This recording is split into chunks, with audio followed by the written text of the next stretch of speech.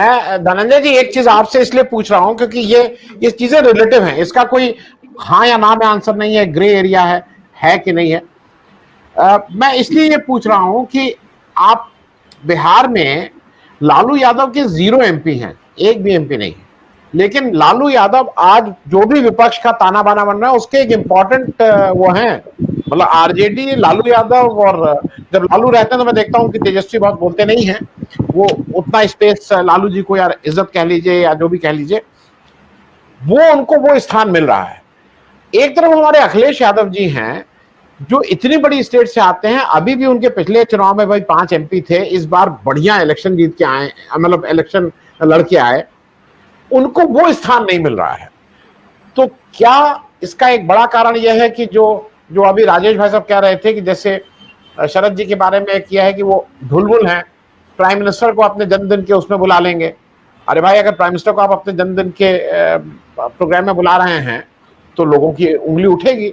मुलायम सिंह जी चलते चलते प्रधान मोदी जी को शुभकामनाएं देंगे कि अगली बार आप फिर से प्रधानमंत्री बनिए। तो क्या ये भी एक कारण है? क्योंकि ये क्लैरिटी नहीं हो पा रही कि ये लोग उनके साथ रहेंगे नहीं रहेंगे। लालू यादव के बारे में इस तरह की कोई वो नहीं है। लालू यादव जन्म से आज तक मतलब एंटी बीजेपी, खांटी बीजेपी के अगेंस्ट, कांग्रेस ने उनको वो सम्मान नहीं भी दिया, तब भी वो यूपीए में बने रहे। मुझे ऐसा लगता है कि 2009 में उनके साथ ट्रीटमेंट ठीक नहीं हुआ। मैं थोड़ा इस पे और जो महाराष्ट्र में हो रहा है, क्योंकि आप महाराष्ट्र में बैठे हुए हैं, ये उस पे भी थोड़ा, दोनों चीजों पे आपकी टिप्पणी चाहूंगा। पहले बिहार पे ही बात करते हैं, बिहार उत्तर प्रदेश। देखिए, अक्सर मुझे लगता है कि वाजपेयी जी कहा करते थे मनभेद और मतभेद, मतभेद हो मनभेद न हो। लालू प्रसाद यादव जो हैं वो मुद्दों की बात करते हैं, विचारधारा की बात करते हैं। आप उन पे भ्रष्टाचार के आरोप लगा दीजिए, अलग इशू है, वो क्या था नहीं था। लेकिन जो विचारधारा के स्तर पर अगर बात करते हैं तो जो उन्होंने एक पकड़ा बेस जनता के, कि बिहार में आम आदमी को स्वाभिमान के साथ, जो दबे कुचले लोग थे उनको स्वाभिमान के साथ बोलने का अधिकार तो उन्होंने दिलाया। फिर उसमें कैसे कैसे और चेंजेज आए वो अलग कहानी है। और वो हमेशा कांग्रेस के साथ खड़े रहे, जैसा कि आपने कहा। तो पब्लिक के पास उन्होंने एक स्पष्ट मैसेज भेजा कि मैं हर हाल में धर्मनिरपेक्षता के साथ हूँ, कभी बीजेपी के साथ नहीं जाऊँगा, चाहे सत्ता की बात हो चाहे किसी की बात हो। मुझे वो जेल में बंद कर दें या मुझे वो जो है सत्ता न मिले, लेकिन मैं बीजेपी के साथ नहीं जाऊँगा, मैं सांप्रदायिक राजनीति का हिस्सा नहीं हूँ। ये जनता को पता है। हम सब पत्रकार अक्सर इस पर बात करते रहते हैं कि सब इधर उधर गए, वो नहीं गए। दूसरा, उन्होंने एक लगातार जो उनके बारे में कहा जाता है लालू प्रसाद यादव जी के बारे में, कि लालू प्रसाद यादव जनता से कनेक्ट करना खुद को जानते हैं। वो जनता के पीछे खड़े हो जाते हैं। जनता कभी भी उनके साथ आकर के मिल सकती है, कोई भी आके मिल सकता है। और वैसे ऐसे उन्होंने कारनामे दिए। केवल उनकी भाषा की बात नहीं है, केवल उनके बिहेवियर की बात नहीं है, जिससे वो बहुत पढ़े लिखे, बहुत विद्वान, बहुत उस तरह के व्यक्ति का कभी उन्होंने इमेज रखी नहीं। बाल हमेशा ऐसे ऐसे कर लिया, बनियान में पहने हुए हैं, पैर ऊपर कर दिया, जिस तरह से एक जो शिष्टाचार माना जाता है आमतौर पे सभ्य समाज में कि आदमी को ऐसा होना चाहिए, वो उन्होंने कभी उसको फॉलो नहीं किया और आम आदमी के तौर पे बने रहे। तो उनका और आम आदमी की समस्याओं को सुनते रहे, सारी चीजें कही। हालांकि उनके राज्य में ये भी रहा कि जब शासनकाल चल रहा था तो आम आदमी का कहते हैं कि निकलना मुश्किल था। 7 बजे के बाद अब कैसे निकलोगे आप, इतना अपराध था वो। बावजूद इसके उनका करेक्ट था और वो आज भी मेंटेन है। वो जनता की निगाह में और हम पत्रकारों की निगाह में स्पष्ट है कि ये सांप्रदायिक नहीं है, ये आम आदमी की भाषा बोलेगा, आम आदमी की बात करेगा। ये बात जो है अखिलेश के साथ लागू नहीं होती। अखिलेश यादव ढुलमुल हैं।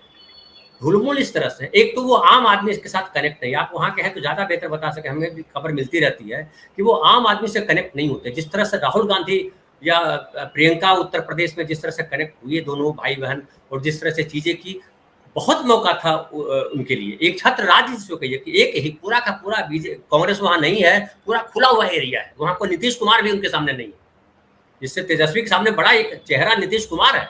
आसान नहीं है तेजस्वी का उभर पाना इस माहौल में, या लालू प्रसाद यादव का फिर से खड़ा हो पाना। आज नीतीश कुमार के लिए बैकबोन की तरह लालू प्रसाद यादव खड़ा दिखाई पड़ रहा है। लोगों ने कितना 2-3 दिनों में कहा कि लालू प्रसाद दबाव डाल रहे हैं कि मेरे बेटों को मुख्यमंत्री बनाओ, फला करो, ढेगा करो। उससे पहले रामविलास पासवान भी तो थे। बड़ा एक रामविलास पासवान का एक अपना वो था भाई। उससे पहले रामविलास पासवान भी थे, अब नहीं है, लेकिन हाँ। बिल्कुल, उनका उनका भी एक, अभी भी उनके बेटे को वर्ग मिला हुआ, अभी वो विरासत ही है चिराग पासवान के पास।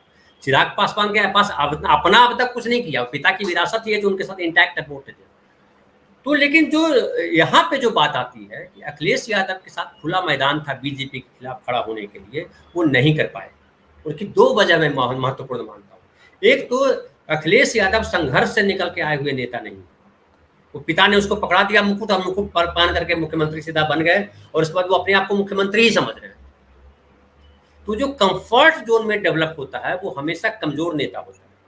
आप कंफर्ट जोन को तोड़ करके जब तक नहीं आइएगा, या अगर आप समझिए राहुल गांधी ने कंफर्ट जोन तोड़ा, उन्होंने पदयात्रा की, कोई कल्पना नहीं कर सकता। मैं डेली 25 किलोमीटर नहीं चल सकता हूं। मैं धनंजय कुमार, मैं बेहद निम्न मध्य वर्गीय परिवार से आया हुआ लड़का, मैं 5-10 अगर 10 किलोमीटर में चलता हूं तो मेरे पाँव में भयंकर दर्द होता है, मुझे 2 दिन पर आराम करना पड़ेगा। लेकिन 25 किलोमीटर निरंतर वो आदमी चला और कई दिन चला, महीनों चला, और चल करके एक संघर्ष किया, उस आदमी ने अपमान को झेला। तो इस तरह का जो व्यक्ति होता है वही नेता बनता है, वो अखिलेश यादव में नहीं है। अब मैं फिर वहां से सीधा मैं महाराष्ट्र अगर आऊं, तो महाराष्ट्र में भी देखिए अजित पवार का बिल्कुल ये बात सही है कि अजित पवार ने एक शरद पवार के साथ वो साए में खड़े रहे, और वो एक नेता के तौर पे जाने जाते हैं। लेकिन उनका भी वो नहीं है, अजित पवार जिस तरह से निकल के आए, जिस तरह से लड़ाई लड़ी है, अजित पवार की वो आज पास नहीं है। सतीश भाई साहब जो बोल रहे थे कि बिल्कुल वो बात सही है कि उम्र है, अपनी चीजें हैं, शरद पवार के लिए फिर उठ पाना नहीं उठ पाना पता नहीं क्या होगा। जैसा कि अजित पवार ने भी कहा कि आप कभी जो है, उसमें एक मौका मिला था आपको, कांग्रेस से ज्यादा सीटें आई थी, मुख्यमंत्री नहीं बनने दिया, अब आपके पास मौका नहीं है। और लगातार लोग कह रहे हैं कि शरद पवार कभी अपने दम पे प्रदेश में अपने लोगों को मुख्यमंत्री नहीं बना सके, इतनी सीटें नहीं ला सके कि एनसीपी को मिले, वो अपनी जगह है। लेकिन बात खड़ी होती है कि जो पब्लिक से कनेक्ट है वो किसका है, वो चाहे बिहार की बात करें, यूपी की बात करें, या महाराष्ट्र की बात करें, मैं हर जगह की बात करता हूँ। तीनों जगह आप गौर कीजिए, जिसका पब्लिक से कनेक्ट है वो भारी है। उद्धव ठाकरे के साथ भी प्रॉब्लम इसलिए हुई कि उद्धव ठाकरे का पब्लिक से जो कनेक्ट होना चाहिए वो नहीं था। अगर आज जिसे शरद पवार जो है उनको विधायक नहीं मिल पा रहे हैं, सारे के सारे अभी इस पर बहस चल रही है कि कितने विधायक उनके पास हैं अजित पवार के पास, और शरद पवार एकदम खम ठोक के खड़े हैं। इस तरह से उद्धव खम ठोक के खड़े नहीं हो पाए, हो सकता है उनकी सेहत भी उनका उतनी इजाजत नहीं देती है, या लेकिन वो कंफर्ट जोन में ही रहे उद्धव ठाकरे। तो मैं जो बार बार कह रहा हूँ, तो मुझे लग रहा है कि शरद पवार जो है जो कर रहे हैं वहाँ जनता से कनेक्ट होना बहुत जरूरी है। और लालू प्रसाद के मामले में देखिए कि जनता का कनेक्ट बड़ा स्पष्ट है। इवन बल्कि नीतीश कुमार के लिए कभी कभी लगता है, आज भी लगता है कि कहीं फिर वो एनडीए के साथ तो नहीं चले जाएंगे। तो जनता उन लोगों के साथ, जनता इस बिंदु पे है कि हमको उन लोगों के साथ नहीं जाना है जो भरोसे को हमेशा छलता है, भरोसों को धोखा देता है।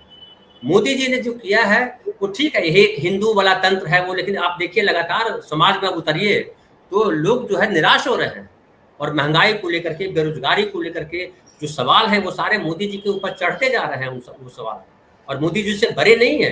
कर्नाटक उसका बड़ा उदाहरण है।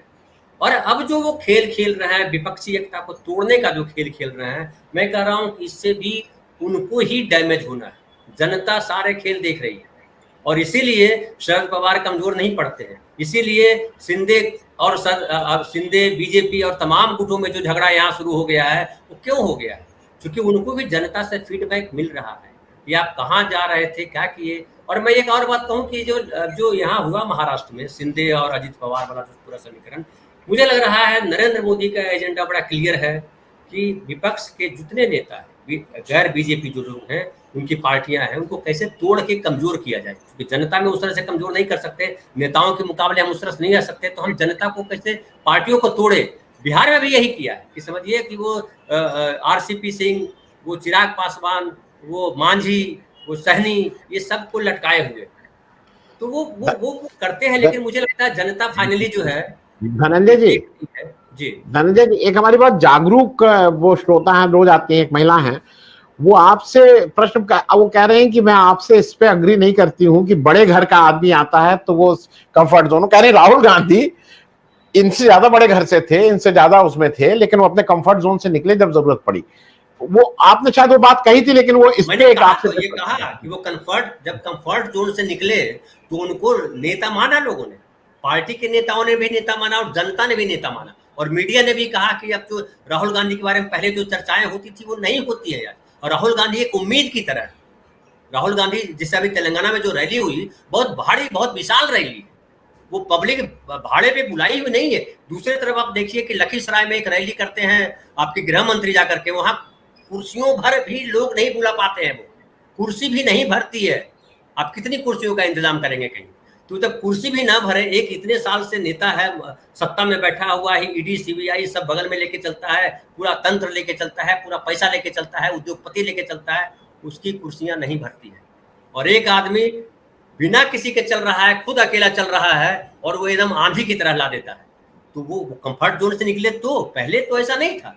तो मैं जो कह रहा हूं कि पूरे सब मिला करके मैं जनता को वापस लेके आ रहा हूं कि ठीक है, पब्लिक के पास अधिकार नहीं है। मैं एक जब बोल रहे थे राजेश भाई साहब, तो मेरे गीत की पूरी लाइन, हालांकि मुझे लगा पता नहीं याद नहीं है, लेकिन मुझे पूरी याद थी वो। लेकिन एक फिल्म आई थी, गुलजार साहब ने गीत लिखा था और वो भूपेन हजारिका साहब ने गाया था, दिल हूं करे, है ना।